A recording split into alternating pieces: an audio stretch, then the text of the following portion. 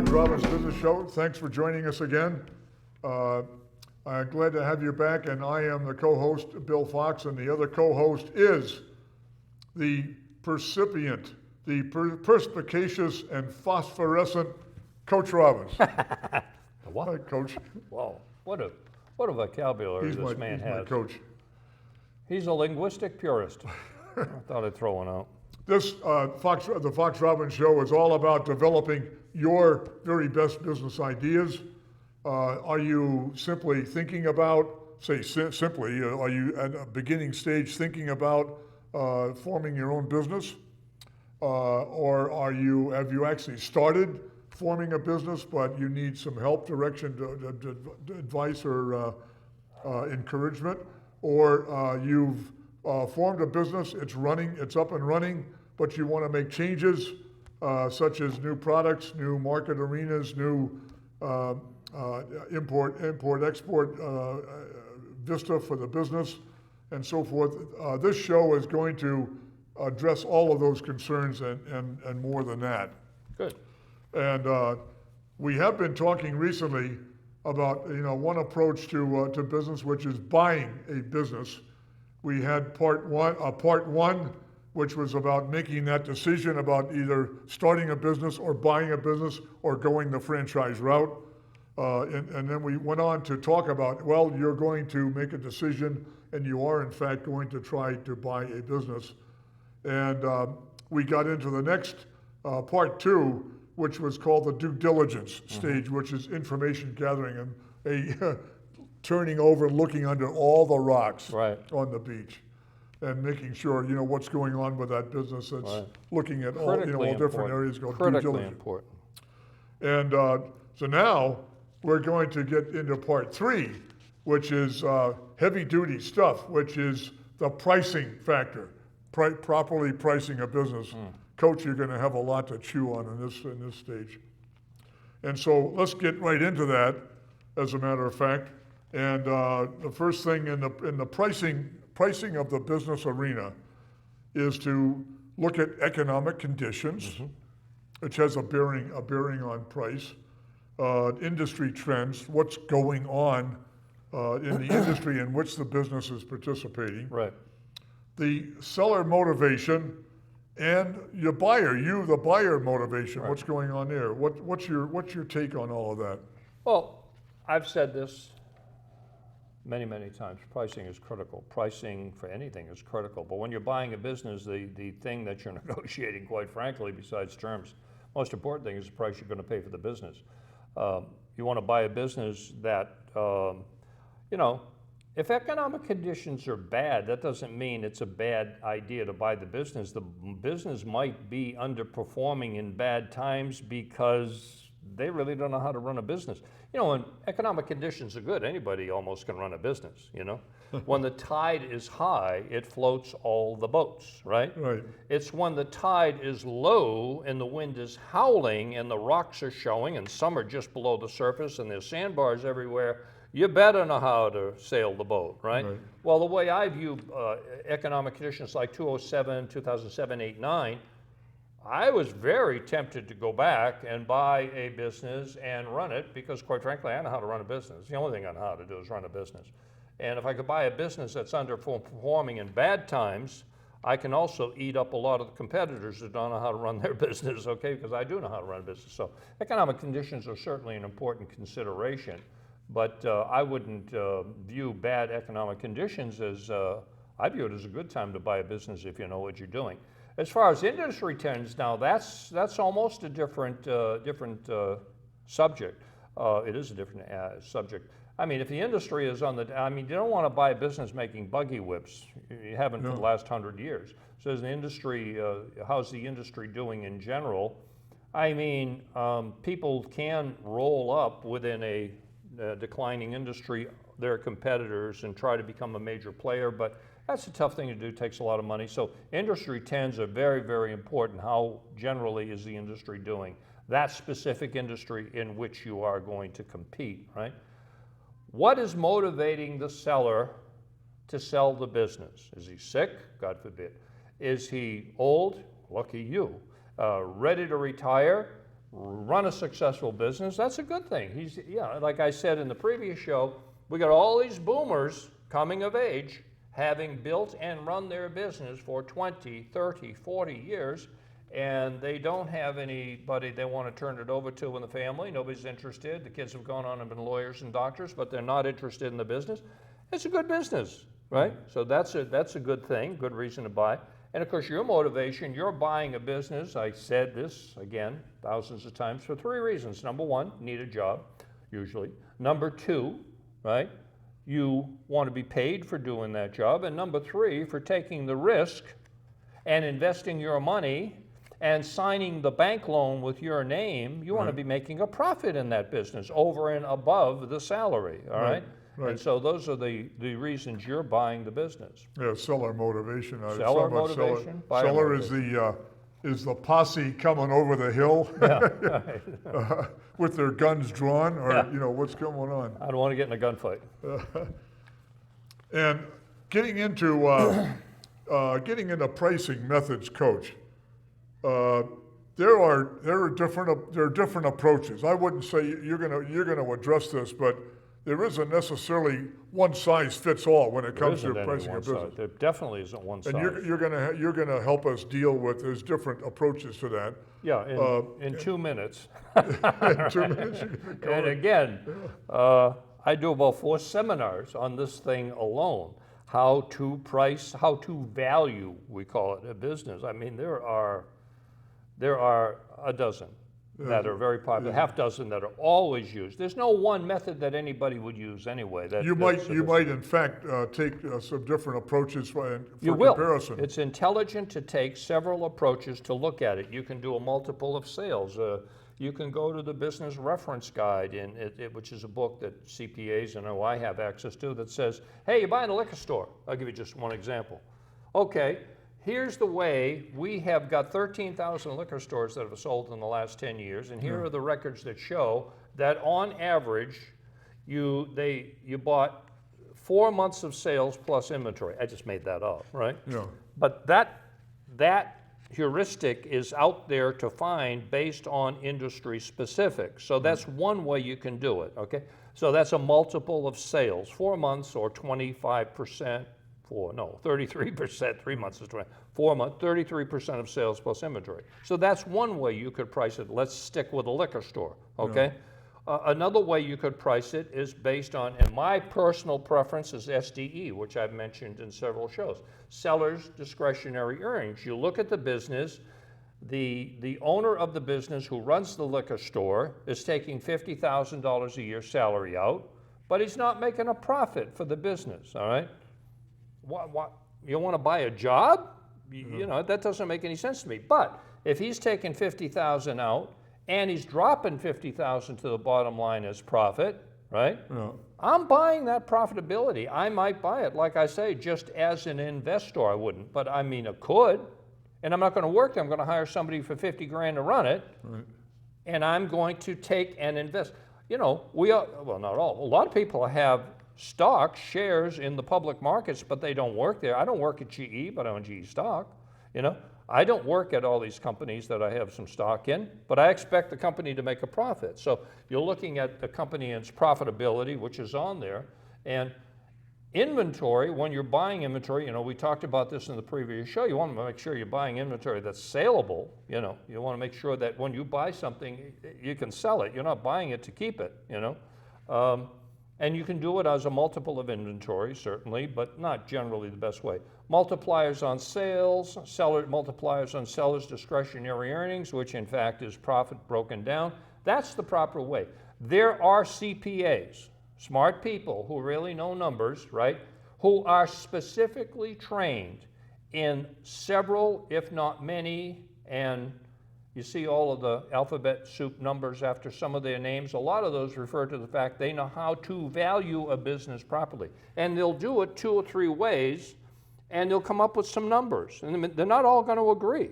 So the numbers might look like something like, well, I did it based on a multiple of sales. In the business, you should pay $160,000 for it. But I did it based on seller's discretionary earnings, and that comes up to $211,000. So, there's no absolute, this is it.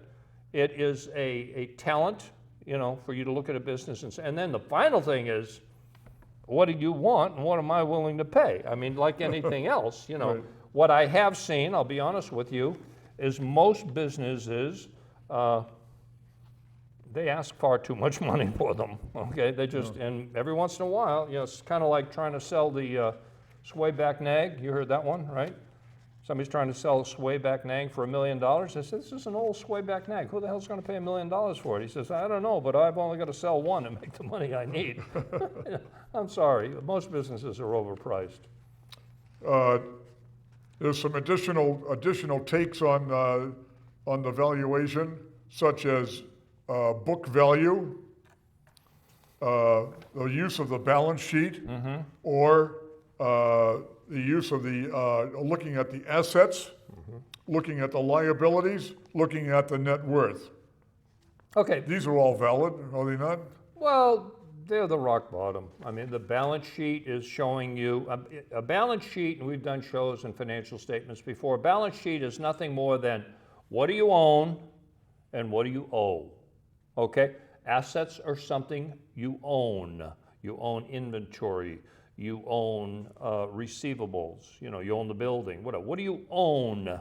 That's on one side of the equal sign. Right. On the other side of the equal sign, and again, we've done this before, are the liabilities. What do you owe against that stuff? Well, the difference between what you own and what you owe is your balance, your net worth, okay? So you can look at the book net worth of a business, but it's not really the best way to price it. It might be some multiple of that, and it's a very simple way to try to price it, but I don't believe it's the best way. So book values come off of the balance sheet. Those two are tied together. Assets and liabilities are part of a balance sheet. Right.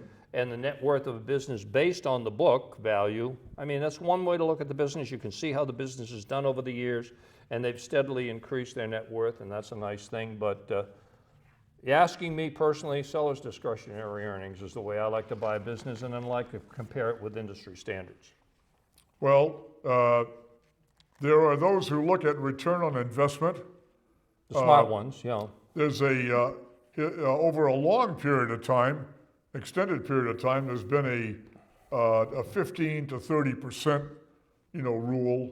And there's also, you need to look at depreciation, a depreciation factor, if that's on the balance sheet, that's a balance sheet item. And it's allowed by the IRS. Right. To assume that assets are depreciating and they have value. Yeah, there's a rate the IRS puts on different types of assets. Don't forget Wall Street. Well, I mean, this is maybe sounding like a little grandiose about Wall Street, but Wall Street values businesses. Sure. Also, Right. What's your take on all of that? Well, the whole thing, there's a really intelligent guy who is the regional director of the Worcester Small Business Development Center by the name of John Rennie. He came up with this thing called Rule of 30. And he's a financial genius, quite frankly. And he said, look, you put $100,000 down, your contribution to buy the business, and you borrow $400,000, right? He said, you should be getting 30%, this is his rule of 30, you should be getting 30% return on your $100,000 every year. Not working there. If you're going to work there and to run the place, you should be paid $75,000. That's your salary. It's got nothing to do with your ROI. All right? You're working there. You get the $75,000 for doing the job. If you put up $100,000, John says, and I agree with him, you should get $30,000 return on that investment too, right? Yeah. And then he has a further thing that says you should be able to pay that $400,000 off over a 10-year period. So during that time, you're getting a salary for working in the business if you're going to work there, and most people are. You're getting a return on the investment you made, the cash investment you made to make the business, and the business is paying off that debt over a period of time. So at the end of the period of time, let's say 10 years later, you've gotten your salary for 10 years, you've gotten your return on your money you invested for 10 years, and now you've got a business free and clear that's paid for. Thank you very much, because the reason you're going into a small business is you can do what the boomers are ready to do right now, which is sell it and retire. Right. Because it's something somebody's willing to pay you for, okay?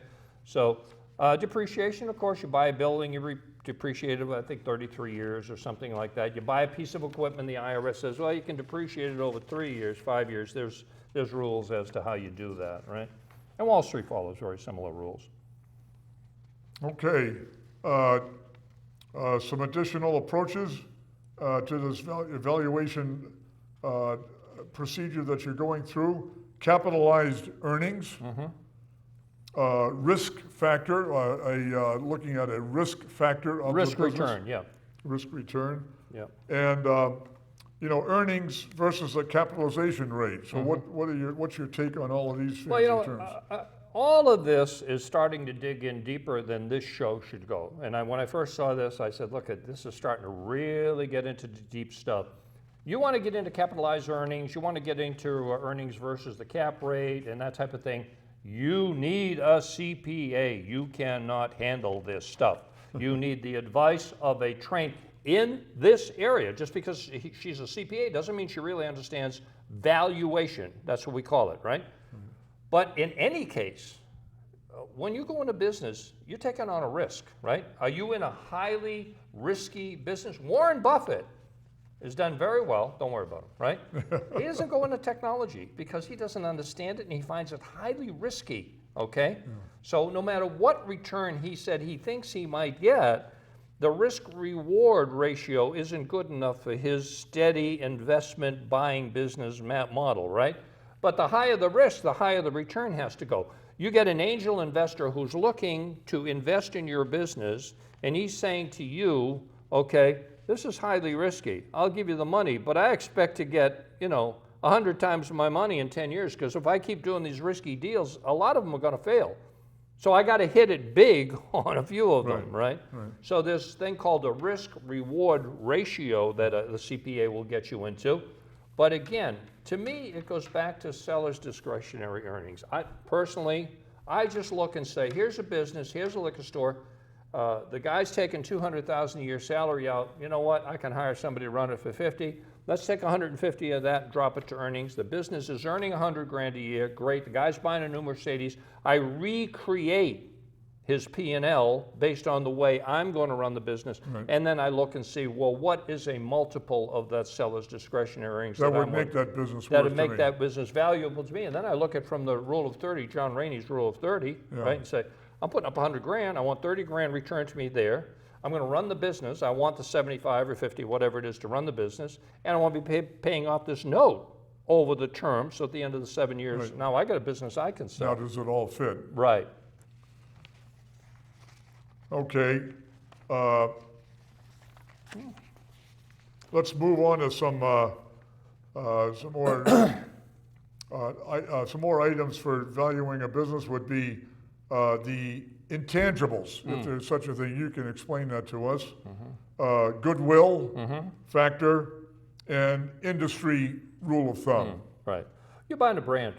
I mean, goodwill to me is a brand, if you wanted to put in one word. The goodwill of a business, the local community, the brand, the reputation of the business. When you actually pay for goodwill, it's capitalized. You're buying a business because people are continuing to bid. You're buying an existing business, it's ongoing, and you're going to have the same customers tomorrow when you own it as hopefully they had the day before when they owned it. So goodwill, critically important thing. There are certain intangibles, and goodwill can be part of the intangibles, the brand identity. It's not something you can put your hand on. Inventory is something you can put a hand on. Sales, something it's very tangible. Maybe you got some really good employees. I bought one business that just had some great employees that weren't being treated right, quite frankly. And the intangibles to me were that they had some very, very good employees in that business, and they were being held down, quite frankly, by that owner, and I just unleashed them to, grow the business. I mean, industry rules of thumb. I talked about that industry rules of thumb. Again, let's go back to the one example that I've thrown out, buying a liquor store. You go to the business reference guide, right? And the business reference guide gives you a lot of rules of thumb. And the business reference guide might say something like, okay, liquor stores that sell between $500,000 and $900,000, we've got a whole bunch of them reported in, and they sold for 5 months, I said 4 months, I'll stick with it, 4 months of sales plus inventory, right? That's just a rule of thumb, but if there's a lot of them out there, that gives you a mean, an average, right? And now you're in a negotiation. This guy wants, 10 10 times sales, well, you know what? You're a little far apart. Okay. So rules of thumb are easy to get, but they're just heuristics. They're just rough ideas. It's you got to do all of the other things to tighten up what a rule of thumb would give you. Right. There's one thing that, speaking of, we've been talking about a lot from the perspective of the buyer. Mm-hmm. From the perspective of the seller, one thing is, it's my impression, a lot of those who might be wanting to sell a business, in general, are not always fully prepared or have the business prepared to be sold. That's an understatement. It's just like, you say, what are you talking about? Well, it's like selling your house. Mm-hmm. There's such a thing as preparation. Staging. Right. You know, you're selling your house. Well, Right. this is selling a business. There's things to do to neaten up. Yeah. You You're know, absolutely right. and to get prepared. And I think I'm not sure did we do an episode on that yet? No. Is getting if you're thinking about the business, and don't think about it 2 days in advance. We're talking about 2 years at least. at 2 years. Okay? Not But- 2 days. This is a great point. Okay? If you're thinking about selling your business, you better start thinking about how best to prepare the business to look the best to the most people that it pay you the most money. All right? Right. So like I say, I see a lot of businesses that say, wink, wink, nod, nod. Oh, I've got a business here. My financial statements are showing, really good, right? And I'm wink, wink, nod, nod. I'm not really putting it all in the cash register. I'm not paying that money on the tax returns. He's playing these stupid illegal games, right? Well, let me tell you something. If you're looking to sell the business, the bank doesn't care what you say. They want to see those tax returns, okay?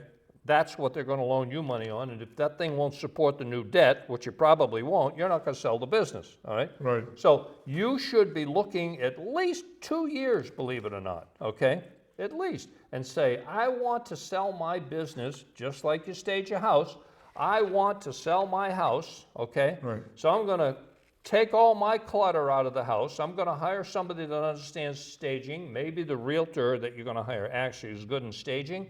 I will take out a lot of furniture that's positioned the way I like it to make it appear better, like a showroom house, Yeah, right? right. I'm going to take certain junk out of the room, right? Right. That I like because, see, if I were to put my house in the market, I would take my putting green out of the living room. Okay? I mean, that's where I have my putting green, is in the great room over near the window, but I would not have that sitting there if I were staging the house for sale, okay? But I putt every day. That's why I'm still not a good putter, but I'm better. But, you stage your business, if you wanted to use the same term, the same verb, to say, I want to sell this business in a couple of years, okay? And you can work with professionals, okay? Like me, quite frankly, but there are CPAs who are saying, okay, here's how we take this business and make it look shiny and great, and that's how you're going to get the most money out of it in a few years. In a few years when you're ready to sell it. You don't just, say, I think I'll sell this, put it on the market tomorrow. It may not, probably is not ready to present, to put its best foot forward to make it look just salient, fancy word, to a buyer. Right.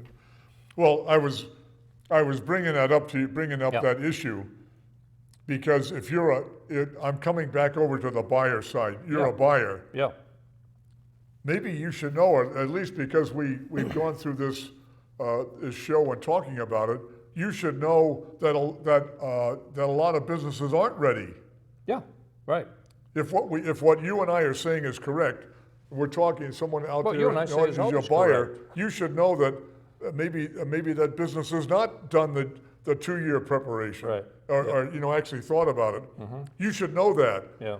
and you should know that you should look at that business and say, if it were better prepared, to maximize its price. Right. What might that be? Yeah, because you're going to look at a business and say, this guy's never going to sell it for $1 million because it's not ready to sell as far as the way he presents it for $1 million. And you should not be, if you're the buyer, don't be put off by that. No, because it might be worth it. You get maybe getting a better price because it's not maximum prepared. That's right, because you can poke holes in it.